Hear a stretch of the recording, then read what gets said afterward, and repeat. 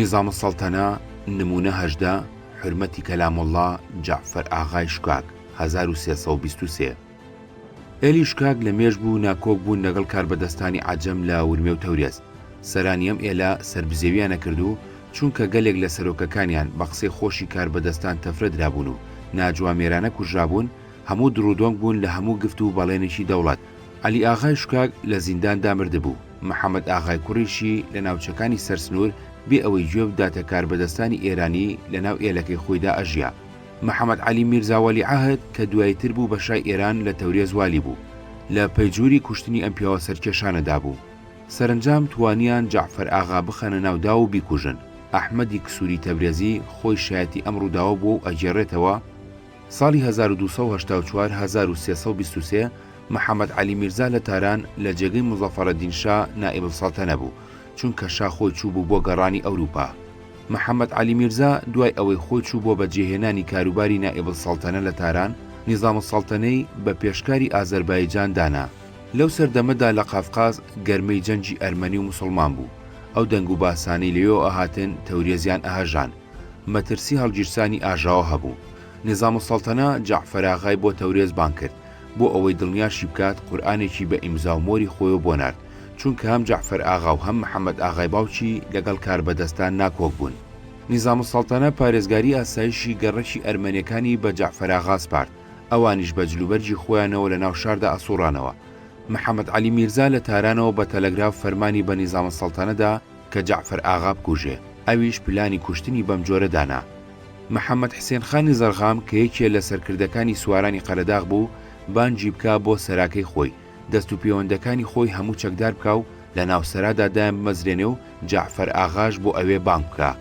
جعفەر ئاغا بەبێ دوڕودۆنجی چوو بۆ ئەوێ، چەکدارەکانی خۆی لە خوارێ لە حەوشەکەدا بەجێهێشت و خۆی بۆ بینینی نیزام السەڵتەنە بە پلیکانەکاندا سەرکەوت بۆ سەرێ. فەراشەکان جعفەر ئاغایان بۆ ژوورێکی بچووک ڕەنوێی کرد. لە کاتی دانیشتندا زۆرغام لە کلااوڕۆشنەی ژوورەکەوە کە دەست لەسەر پەلە پیتکەی تفەنگ بۆی دانیشت بوو نیشانەی لێگرتەوە کوشتی. دەست و پەیوەندەکانی بە دەنگ تەقەکانەوە و ئەمانیش بە تەقەکردن سەرکەوتن. فەراشەکان ڕایان کرد. کاتێ جعفەر ئاغایان بە کوژراوی دی لە پەنجەرەی ژوورەکەەوە یەکەیەکە خۆیان هاویشتە خوارێ. لە کۆڵانەکەەوە بە دەم تەقەوە کەوتنە ڕێ. بە هەر کەسە گەیشتن ئەیاندایە بەرگ و لەو بەم جۆرە لە شار دەرباز بوون. بەڵام چەکدارەکانی نیزام یەکێکیان لە ناو حەوشەکەدا و یەکێکی تریشیان لە کاتی بازداندا لە پەنجەرەکەەوە لێکوشتن. ئەوانەی هەڵاتن دەرباز بوون.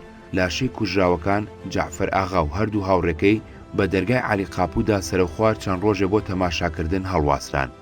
ئەرفەعەت دەولە سەفیری دەرباری قاجار لە لای بابی عالی لە ئەستەمۆڵ ئەم داستانە بەم جۆرە تەواوەکە. ڕۆژێکیان تووتن فرۆشێکی سەڵماسیات بۆ سەفارەت و تکای کردبوو من ببینێ. داوام کرد و هاتە مەکتەبەکەم وتی ئەم ڕۆژانە بۆ بەدبەختی ڕووداوی قەوماوە کە ئەگەر خواستە بکەوێتە ناو ڕۆژنامەکانی ئێرەوە بە تەواوی ڕیسوابین. وتی لەم ڕۆژانەدا محەممەد ئاغای سەرۆکی ئێلی شکاک لەگەڵ ژن و مناڵ و کوڕ و چەند کەسێ لە خزمەکانی هاتوون بۆ ئەسەمۆن.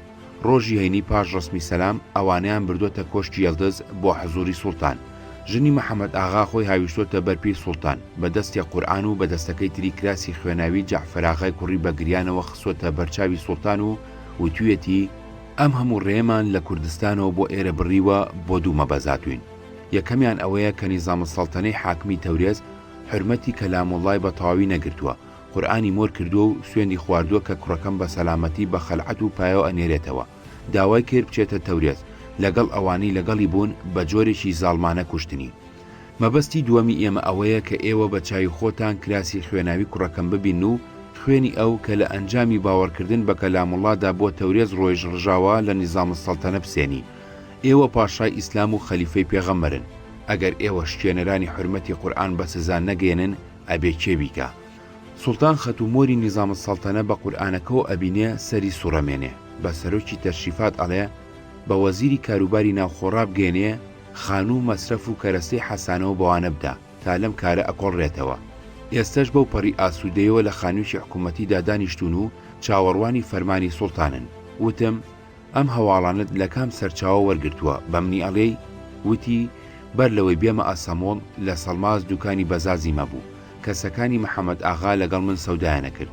زۆر جار ئەهاتن بۆ دوکانەکەم. ئێستش کە هاتوون بۆ ئێرە ئەیانویست منیش ببەن بۆ لای خۆیان و بەهۆی منەوە هەندێشت لە بازار بۆ خۆیان بکڕن. ئەم باسەم لە محەممەد ئاغا خۆی بیستووە. وتم بارەکەڵڵا هەزار ئافرین، ئێستشکەوا بە ڕازگۆیی خزمەتی مەملەکەتەکەی خۆت ئەەکەی. محەممەد ئاغا پشتگوێ مەخە، چۆ بۆ لای هەرچی لێ ئەبیستی وەرە بە منی بڵێ. 2 ڕۆژی تر هاتەوە وتی محەممەد ئاغایان لەگەڵ کوڕەکەی بردوۆتە بابی عالی بۆ لای سەدری عەزەم. سەدری عەزەم پێی گوتون لەم وەختەدا دەوڵەتی عوسمانی بە چاشی نازانێ لەگەڵ دەوڵەتی ئێران بچێتە جەنگەوە، بەڵام بڕیاری داوە کە بە محەممەد ئاغا خۆی هەموو جۆرە کۆمەکێ بکەن، چەک و پارەی بدەنێ بڕوات خۆی لە تەورێز تۆڵەی خوێنی کوڕەکەی لە نیزام سەڵتەنا وەربگرێ. ئەزانن محەممەد ئاغا بە تەنیا ئەم کاری پێناکرێ، فەرمان بە هەموو ئاغایانی مووسڵ و وان و کوردستانەدەن هەر کە محەممەد ئاغا بە کۆمەڵەکەی خۆیەوە بەرەو ئازەربایجان جوڵا بە بیانووی هاومەزەبیەوە لە هەموو لایەکەوە بچن بۆ یارمەتیدانی. پلەی پاشایەتی بە محەممەد ئاغا و پلەی میر ئاڵایان بە کوڕەکەی داوە. محەممەد ئاغا ئێستا خۆی بە پادشاهی ئێلیشکا گەزانێ. 2 ڕۆژی تر هاتەوە وتی محەممەد ئاغا بەڕاستی خۆی بە پادشا ئازانێ. پایە و جلوبەر بە چەند کەسی پیشەوەر و کولهەڵگری کورد ئەدا و لە هەر یەکیان 10 لیرە و 20 لیرە وەرئەگرێ و پلەی ئونباشی و سەرجوقیان ئەداتێ. وتی من خۆم بە چاوی خۆم ئەو کەسانم دی جلوبەرجی سوپایی گونجاو لەگەڵ پلەکەیان کڕیوە و شاردویانەتەوە بۆ کاتێک کە لە ئەستەمۆڵەوە ئەجوڵێن. لەبەرەوەی دڵنیا بووم ئەم کابرایە درۆناکە دەست بە جێچوون بۆ لای فەرید پاشای سەدری عەزەم. بە درێژی باسەکەم بۆ جێڕایەوە. سەری زۆر سوڕما، وتی تا ئێمە درێژی ئەم باسە بە حزوری سوڵتان ئەگەێنین زۆرە خانێ. خۆتان لێرەوە ڕاستەوخۆ بڕۆن بۆ سەرای سەڵتەنەتی و بەهۆی تەحسین پاشاوە باسەکە بە عەرزی سوڵتان بگەێنە. منیش وەهام کرد. سوڵتان فەرمانی دەست بەجێ بۆ وەزیری کاروباری دەرەوە سەرۆکی نەزمیە دەرکرد مەئمورەکانی دەست بەجێ بڕۆن بۆ پشکنینی ماڵی محەممەد ئاغا و هەرچیشیان دۆزیەوە بە عەرزی بگێنن. لە ماڵەکەی محەممەد ئاغادا چەندین حکومیان دۆزیەوە ئامادەیان کردبوو بە کوردەکانی بفرۆشن. لە ماڵی کوردەکانی تریشدا ئەو جلوبەرگە سوپایانی کڕیبویان لەگەڵ حکومەکانیان دۆزیەوە و هەواڵەکەیان گیان. فەرمان دەرچوو هەمیان گرتن و نازناوی پاشایی و میر و ئاڵاییان لێسەندنەوە. ژنەکەی محەممەد ئاغایان نەگرت بوو، خۆی هاویشتە ماڵی شێخ ئەبولهوداوە بەزنشین بوو. پاشمانجێ فەرمانی بەردرانی محەممەد ئاغا و هەموو کوردەکانی تر دەرچوو، هەندێک خەرجیان دانێت تا بڕۆن و خۆیان بگەێنەوە چارێک. بەیتبێژێکی نەناسرا و ڕووداوی کوژانی جەعفەر ئاغای کردوتە گۆرانی. لەبەرەوەی تێکستە ئەسڵیەکەی دەست نەکەوت لێرەدا لە فارسیەوە ئەیهێنینەوە سەر کوردی. ئای ئاغای لاو کە لە جەهریقی ڕەنجینا دانیشتووی، ئەو شوێنەی لە ناودۆڵێکی قوڵدایە ڕووبارێکی بەناوە ئەڕوا، نەخۆشی تاعون بڵاو بۆتەوە. ومێدەوارم بچیتە ماڵی شازادە وەلیعەهدی ئێرانەوە کە نامەیەکی بۆ باوکی گوڵزار نووسی بوو، وەرە بۆ لام، لەبەر ئەوەی کە ئەو ساڵی ڕابردوو ساڵی پێشووتریش بۆ خۆی نیمچە سوڵتانێ بوو، ئەو ساڵە لە خاچی عەجەمستاندا مایەوە. ئای ئاغای لاو تۆ ئەڵەی لەنگەری لە زەمیندا چەقیوی، دڕچی لە چاوی دوژمندا، تۆ پاشای ڕاستەقینەی بیابانی. ئای ئاغای لاو ئاسمان و عەرشی بەرینی لەگەڵ ئێمە دوژمنە. باوکی بوسک و سواری ڕیشان کولک و قاپوتەکەی دانا و بەرجی قاجاری لەبەر کرد، فانوسقەی ماوزەرەکەی کردە ملی. ومێدەوارم نەخۆشی تاعون کە لە سەیرانە کەوێتە ماڵی وەلیعەهدی ئێرانەوە. ئەوانە 2 گولە نابەلەشی باوکی بزووک و کە سواری ڕیشان بوو. لە کاتێکدا ئەوی 3 جار دەستی بۆ بشکوژی دەمانچە شەستیرەکەی برد، بەڵام بێهودا. ئەی ئاغا مەگەر بەڵا هەر 3 ڕۆژ جارێ ئەبێ بەسەر جیهاندا ببارێ. هێزی یارمەتی لە باوکی بزووک و دوورەوە ئیتر بەو ناگا. لە تەورێزی کاولبوودا جەژنە و شاییە، مژدەیان بۆ ساداتی کەربەلاش بردووە. ئەی ئاغای لاو تۆ کە لە ناو سواران لە هەمویان ئازاتری هەدە ئەگری. متەهەڕە ئەی ژنی بێچارە، هەستە سەرپۆشێ بە سەرنجلەکانی باوکی بزووکدا بدە تا تۆز و خۆڵی لێ نەنیشێ. نەخۆشی تاعون کە لە سەیرانە ومێدەوارم بچێتە ماڵی وەلیعەهدی ئێران. ئۆی ئەی ئاغای لاو ئەی لەنگەری زەمین، ئەی چقلی چاوی دوژمن، ئەی پاشای بیابان، هەڵا لەو ئاغای لاو دڵم بۆ حاڵی ئەسووتێ. هەدە ئەقلیشکێنێ بە سزمان متەهەرە. خوایە تاعونێک کە ئێستا لە سەیرانە بکەوێتە ناو ماڵی وەلیعەهدی ئێرانەوە. ئەوانە 2 گولیان نا بە باوکی بسکوی سواری ڕیشانەوە. ئەو دەمە بۆ باوکی بسک و کاتێکی تاڵ و ناخۆش بوو. بۆچی لەو کاتەدا تەمر ئاغا و سمایل ئاغا دەرنەکەوتن؟ مەگەر بەڵا ئەبێ هەر 3 ڕۆژ جارێ بەسەر ئەم دنیادا ببارێ. هێزی یارمەتی لە باوکی بزووک و دوورەوە نایگاتێ. لە تەورێزێ لەعنەتیدا چراخانە، مژدەیان بە ساداتی کەربەلایش داوە. چاخی پەهلەوی، ئەمیر ئەحمەد، نمونە 19، تامینی ڕەزاشایی و سەرانی ئێلاتی کورد. لە دوای نەمانی دەسەڵاتی شاکانی قاجار و هاتنە سەرکاری ڕەزاخانی پەهلەوی هەمان نەریتی حکومڕانی بەرامبەر مەزنەکانی کورد پەیڕەویەکرا. سوپهبوت حسێن فردۆست یەکێ لە کەسە هەرە نزیکەکانی شا محەممەد ڕەزا پەهلەوی لە یادداشتەکانیدا ئەنووسێ لە مەسەلەی سەرکوتکردنی کوردستاندا ئەمیر ئەحمەدی بە ناوی ئەمیر لەشکری نیرۆهای غەرب ناوبانجی دەرکرد بوو. لە پاش چەند ساڵ جەنگ توانی هەندێک لە سەرۆکەکانی کورد بە تەئمین فریو بدە. سەرانی شۆڕشی کورد لە ئەمیر ئەحمەدیان داوا کرد کە ڕەزاخان حەقی بەسەر ئەوانەوە نەبێ و ئەم مەسەلەیە لە پشتی قورئان بنووسێ و ئیمزا بکە. هەرچۆن بێ شۆڕشی کوردەکان پاش 4 ساڵ جەنگ کۆتایی هات. ئەمیر ئەحمەدی وەکو فاتیحی غەرب هاتەوە تاران. ڕەزاخان کردی بە سوپهبوت کە تەنیا سوپهبوتی سەردەمی ڕەزاخان بوو و پاش ماوەیەکی کورد تەقاعودی کرد و دواییتر کارێکی بێ ئەهەمیەتی پێسپارد. بەڵام ئەمیر ئەحمەدی کە لە کوردستان خشتی زێڕی زۆری کۆ کردبەوە بە چەردەیەک لەو پارەیە توانی سامانی خۆی بگەێنێتە پیانسەخان و کە هەمووی لە شەقامەکان و کۆڵانەکانی دەوری چوارڕێ حەسەن ئاباد بوو. ماڵی خۆشی هەر لەوێ بوو. بە نزیکبوونەوەی کەوتنی ڕەزاخان ئەمیر ئەحمەدی وەزعی باشتر بوو. لە شەهریوەری 1320دا بوو بە فەرمانداری نیزامی تاران. لە سەردەمی محەممەد ڕەزاشادا سیناتۆر بوو تا مرد. تەقاعودکردنی ئەمیر ئەحمەدی لە دوای فەتحی غەرب هەر لەبەر ئەوە بوو کە ئەو لە ئێراندا جگە لە ڕەزاخان هیچ ئەستێرەیەکی تر نەدرەوشێتەوە. بەڵام ڕەزاخان گوێی نەدایە ئەو پارەی ئەمیر ئەحمەدی کە لە کوردستان کۆی کردبووە. 3. سەرەتای خەمڕینی هۆشی نەتەوەیی کورد. 1. ڕاپەڕینی 1880. 1. ڕوونکردنەوەی هەندێوشە. زاراوەکانی نەتەوە، هۆشی نەتەوەیی، بزوتنەوەی نەتەوەیی، دەوڵەتی نەتەوەیی، دەستکەوتی نەتەوەیی، ئامانجی نەتەوەیی، توانای نەتەوەیی، دەوڵەت نەتەوە، نەتەوە دەوڵەت، ئەگەرچی تا ئێستش نووسەرانی ڕۆژئاوا لەسەر تعریفی دیاریکراوی بە تەواوی ڕێک نەکەوتون، بەڵام لە بیری نووسەرانی ئەواندا چوارچێوەیەکی گشتی هەیە کە لە تەجروبەی تایبەتی بزوتنەوەی نەتەوەیی گەلانی ئەوروپاوە دەرهێنراوە. لە دنیای سێمدا ئەم زاراوانە ئاڵۆزیان تێدایە، چونکە ڕەوتی گەشەکردن لە ئاسیا و ئەفریقا و ئەمریکای لاتیندا ڕێگەیەکی جیاوازی لە هی ئەوان پێواوە. ئەگەر لە زۆربەی وڵاتانی ئەوروپیدا دەوڵەت یەکەی سیاسی نەتەوە بێ و یەکگرتنی نەتەوە دەوڵەتی پێگەنابێ و نەتەوە بە واتای دانیشتوانی دەوڵەتێک بەکار بێنرێ، ئەوە لەم وڵاتانەدا بەهۆی جیاوازی جۆری گۆڕان و گەشەکردنی هەلومەرجی ئابووری، کۆمەڵایەتی، سیاسی، فەرهەنگیەوە لە هەموو شوێن و هەموو جار هەمان تعریف ناگونجێ لەگەڵ ڕاستیەکانی ژیانی ئەم وڵاتانەدا، چونکە دەوڵەت هەیە چەند نەتەوەی تێدایە. دەوڵەتی دوونەتەوە، دەوڵەتی یەکنەتەوە، نەتەوەی بێدەوڵەت، نەتەوەی دابەشکراو بەسەر چەند دەوڵەتدا هەیە، نەتەوەیەک خاوەنی چەند دەوڵەت و نەتەوەیەک بێ هیچ دەوڵەت.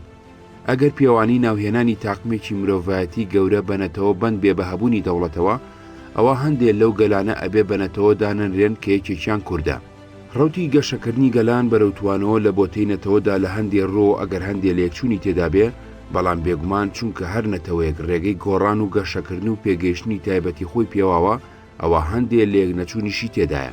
بۆیە ئەو زاراوانەش هەر یەکەیان خۆی لە زەمان و زەمینی دیاریکراوی خۆیدا ناوەڕۆک و تێگەیشتن و مانای تایبەتی خۆیان هەیە. ئیسلام و دەوڵەت. ئیسلام وەکو ئایدۆلۆژیەکی ژوورنەتەوەیی هاتە دنیاوە، هەوڵیدا گەلانی دنیا بە زۆری چەک بەبێ جیاوازی زمان، ڕەگەز، ڕەنگ لەسەر بنچینەی بڕواهێنان بە یەکێتی خوا و پەیامی محەممەد و ڕێوشوێنەکانی ئیسلام لە چوارچێوەی یەک دەوڵەتدا لە ژێر سێبەری یەک دەسەڵاتی سیاسیدا یەک بخات. پێگەێنانی دەسەڵاتی سیاسی جیاجای سربەخۆی لەسەر بنچینەی جیاوازی ڕەگەز، زمان، ڕەنگ لەگەڵ بۆچوونی فقیهەکانی ئیسلام نەئەگونجا.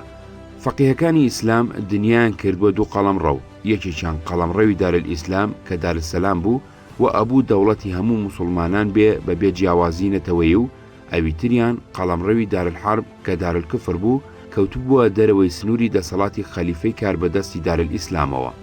ئەمیرالموئمینین و کاربەدەستانی دارالئیسلام ئەبوو لە تەقەلایکی بەردەوامدا بن بۆ سازدانی موسڵمانان لە پێناوی جیادا بۆ فراوانکردنی سنووری قەڵەمڕەوی دارالئیسلام و تەسکردنەوە و داگیرکردنی قەڵەمڕەوی دارالحەرب.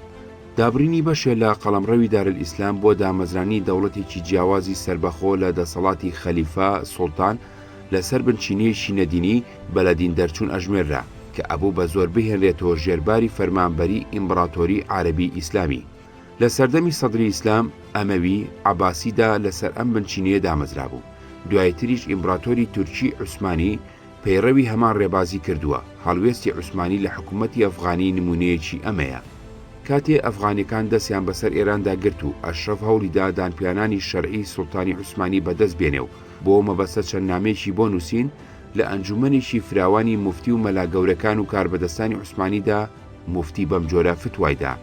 پرسیار: ئایا قوبوڵکردنی حکوومەتی دوو ئیمام لێک کاتدا جایزە یان نا؟ وەڵام: هەموو فەقیهەکان لەسەر ئەوە ڕێکن دوو ئیمام لە پاڵ یەکتریدا ناتوانن حکوومەت بکەن، ئەبێ کۆسپیا لەمپەرێکی گەورەی وەکو موحیتی هیندستان لە بینیاندا هەبێ. پرسیار: کەواتە گەر هەموو موسڵمانان خزمەت و گوێڕایالی ئاعلا حەزرەت سوڵتانی هەردوو دەریاو زەمین، نەوەی گەورەترین سوڵتانەکان و ئیمامانی یەکەم و تەفروت و ناکەری هەموو ئەهلی بیدعەت کرد، ئەگەر نەکیرەیەکیش بە زوڵم و فێڵ دەستی گر بەسەر ناوچەکانی ئەسفەهاندا بە بیانووی ئەوەی کە متعەلیقاتی مەحەلی مەغزوبە و فەتحکراوی ئەو ئەگەر ئەو کەسە ئیدعای ئیمامەتی بکە و هەندێ لە موسڵمانان بۆی بسەلمێنن، نێردراو بە نامەیەکەوە بۆ لای ئاعلا حەزرەت سوڵتان بنێرێ، غروری بە ئەندازەیەک بێ لە ئاعلا حەزرەت خەلیفە خوداوەند پایەکانی دەوڵەتەکەی پایەدار و ڕاگرتوو بکە، ئیدعای گێڕانەوەی ویلایەت و مەمالیشی بکە کە سەربازانی سەرکەوتوو لە ڕافزی ئێرانیان گرتووە، حکمی عادلانە دەرحەقی ئەو کابرایە چییە؟ وەڵام: ئەو کابرانە چیرەیەکێکە لە یاخیان ئەبێ لێ بخرێ، ئەگەر دەستی هەڵگر لە ئیدعا سەفیهەکانی خۆی و ملیدا بۆ گوێڕایالی و بەندایەتی سێبەری خوا لەسەر ئەرز زۆر باشە، ئەگەر سوور بوو لەسەر بێ ئیتاعەتی و سەرکێشی، حکمی ئەوە خوداوەندی مەجید لە قورئاندا فەرموویەتی ئەگەر دەستەیەک بە مخالەفەتی دەستەیەکی تر ڕاپەڕین یاخیەکان بکوژن تا ئەبنە گوێڕایالی خودا، بە پێی حەدیث کە ئەفەرمێ ئەگەر دوو ئیمام بەیەک جار ئیدعای ئیمامەتیان کرد یەکێ لەو دوانە بکوژن. دەوڵەتی عوسمانی بۆ سەلماندنی شەرعەتی بوون دەسەڵاتی ئایدۆلۆژی ئیسلامی کردە ئاڵای لەشکرکێشی و دەستگرتن بەسەر هەموو ناوچە موسڵمان نشینەکانی ئاسیا و ئەفریقا و جیاد بۆ داگیرکردنی هەموو ناوچە مەسیحی نشینەکانی ئەوروپا. خێڵە کوردەکان پاژەوەی نیشتیمانەکەیان لەلایەن هێزی عەرەبی ئیسلامیەوە لە قەرنی حەوتەمدا فەتح کرا بە کۆمەڵ موسڵمان بوون و نیشتیمانەکان بوو بە بەشێکی قەڵەمڕەوی دارالئیسلامی عەرەبی، ئەمەوی و عەباسی و دوایتر تورکی عوسمانی. کورد بە درێژایی زەمان نەیتوانی وەکو گەلەکانی تری ناوچەکە عەرەب، تورک، فارس، تورکمان، ئەرمەن دەوڵەتی تایبەتی خۆی پێک بێنێ، بەڵکو لە چوارچێوەی ئەو ئیمپراتۆریانەدا بە جۆرەی بەهێزی و لاوازی دەسەڵاتی ناوەندی دینی سیاسی شام، بەغداد، ئەستەمۆڵ، ئەمیرنشینە خۆجیەکانی کورد بە پچڕپچڕی کەم یا زۆر لە کوردستاندا لە ناو قەڵەمڕەوی دارالئیسلامدا لە ژێر دەسەڵاتی ڕووکەشی خەلیفە سوڵتاندا ماوەتەوە. ئیمپراتۆری سەفەوی ئێرانی کە هەوڵی زیندووکردنەوەی سەر لە نوێی شاهنشاهێتی دێرینەی ئێرانی ئەدا، ئەویش بۆ سەلماندنی شەرعیەتی بوونی دەسەڵاتی خۆی ئایدۆلۆژی ئیسلامی کردە ئاڵای هەوڵدان بۆ داگیرکردنی ناوچە موسڵمان نشینەکانی ئاسیا و بۆ سربەخۆبوونی خۆی لە دەسەڵاتی دینی سیاسی دەوڵەتی عوسمانی، شیعە واتە مەزەبێکی جیاواز لە مەزەبی سونەی عوسمانەکانی کردە دینی ڕەسمی خۆی. دوو دەوڵەتی ئیسلامی ناکۆک دروست بوون، ماوەی 4 قەڕن لە ململانێدا بوون. کوردستان کە چەندین میرنشینی خۆجیی نیمچە سربەخۆی تێدا دامەزرا بوو، بەڵام لە دوای یەکەمی شەڕی عوسمانی سەفەوی لە چاڵدێران 1514 بە گوێرەی سەنجی تەرازووی هێزەکانی ئەم دوو دەوڵەتە دابەش بوو. میرنشینەکانی لای ڕۆژئاوا و سەر و خواروی کوردستان چوونە ژێر دەسەڵاتی ڕووکەشی عوسمانی و میرنشینەکانی ڕۆژهەڵاتیشی کەوتنە ژێر دەسەڵاتی سەفەویەوە بێ ئەوەی هیچ کامیان بە تەواوی ئۆتۆنۆمی خۆیان لەدەست بدەن.